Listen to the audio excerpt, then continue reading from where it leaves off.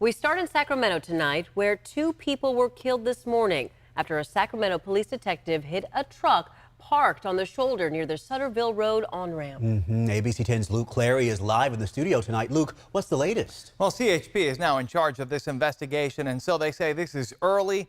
Details are relatively slim, but it's just a heartbreaking situation for the families of the victims.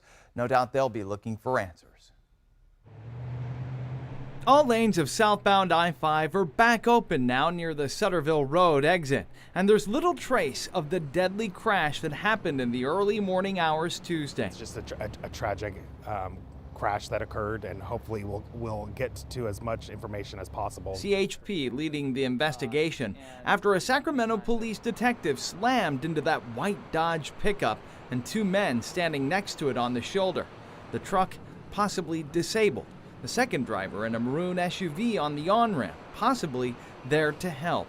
That's all we know about the victims, identified as 33-year-old Juan Carlos Rodriguez and 32-year-old Leonel Rodriguez. One of the pedestrians was declared deceased on scene. The other one had major injuries, was transported, but while en route to a local hospital, he was declared deceased. The detective who caused the crash was on duty and on his way to work in an unmarked vehicle. CHP says they've ruled out drugs or alcohol. He did not sustain any injuries.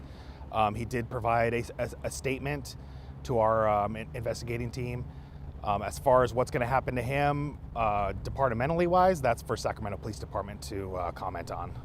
In a statement to ABC 10, Sacramento police said in part, any incident involving our officers that results in serious injury or death is thoroughly reviewed, and we recognize the tragic nature of these types of incidents. And the Sacramento Police Department says that an accident review committee looks at the facts around officer-involved collisions for policy violations, training, and safety issues. CHP, meanwhile, says it could be a few months before we learn more about this one.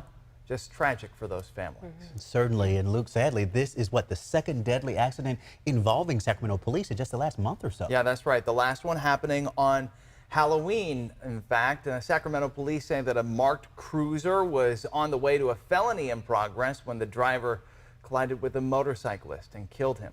That incident also remains under review. Our Luke Clary reporting live for us tonight in the studio. Luke, thank you.